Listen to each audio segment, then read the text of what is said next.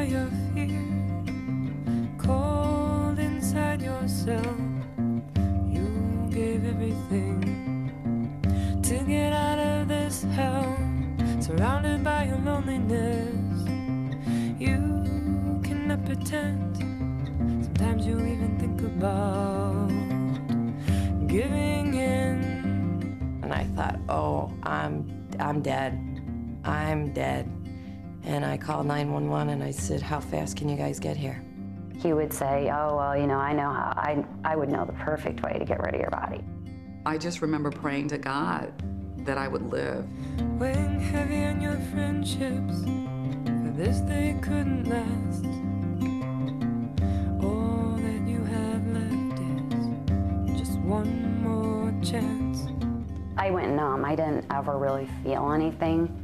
I remember just laying there looking at the track lighting on the ceiling, counting the light bulbs, and thinking, am I gonna get out of here alive? Waiting for the morning, a different point of view. I can see myself so much in you. The one that really impacted me the most was a young girl. I think she was 13 or 14 years old. Who was sexually assaulted by a family friend. And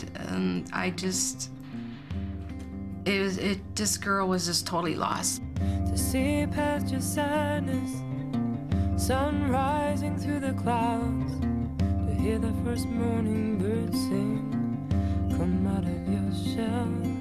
I did a lot of physical pain to my wife, hitting, pushing her down, hitting her,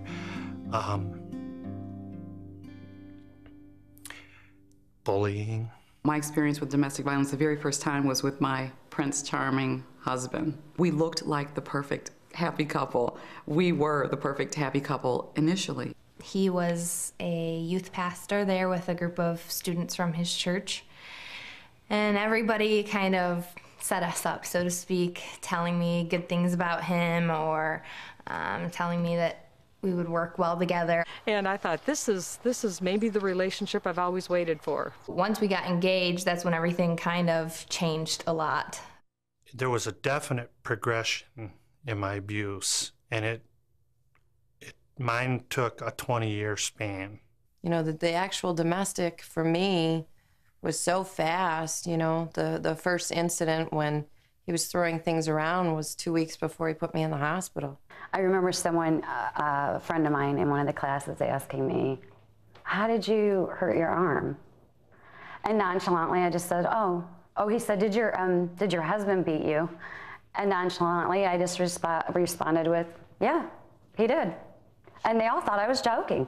He began to beat me. He took his hands around my neck to choke me so hard that he was able to lift me up off the ground with his hands around my neck. So I was crying, and he just kept on telling me, shut up crying, why can't you stop crying? And he threw me down on the bed and kicked me in the back with his work boots. And I fell off the bed. And he left the room and sat on the couch and turned on the TV.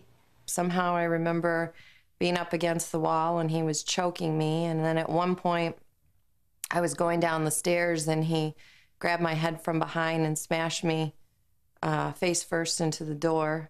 I remember getting kicked in the stomach while I was pregnant. She wanted to get away from me because she knew that where it would escalate to.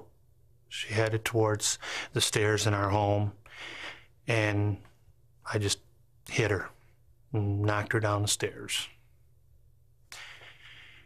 And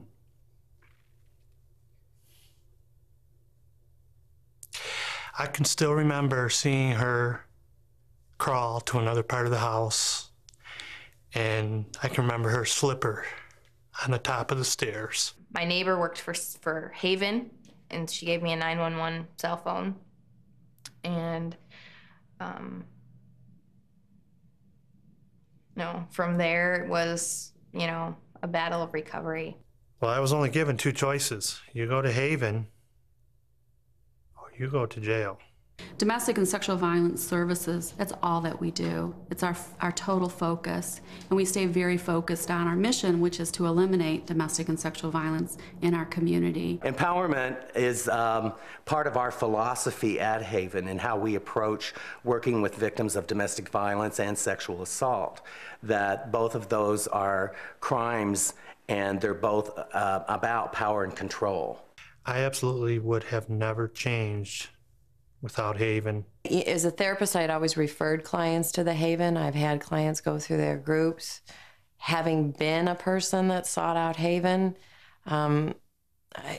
what they do is invaluable, and sometimes it's frustrating to me that they can't go beat on the judges' doors. They can't educate more police officers. They can't educate more people and send the message that if you're brave enough to pick up the phone, which is one of the scariest things you'll ever do, that you have to support and encourage, and that's really what they do. From the minute you get on the phone with them, through the doors, in therapy, it's hugely important. We cannot do it on our own. So we need the help and support of all of our community members. One person lives their life knowing they don't have to have violence in it. I've done my job. The Haven has resources there for you. They have counselors there who understand that perspective. They have people that can help you get out of that situation, get on with your life, and see hope. See the light at the end of the tunnel and push you in that direction. But there's a light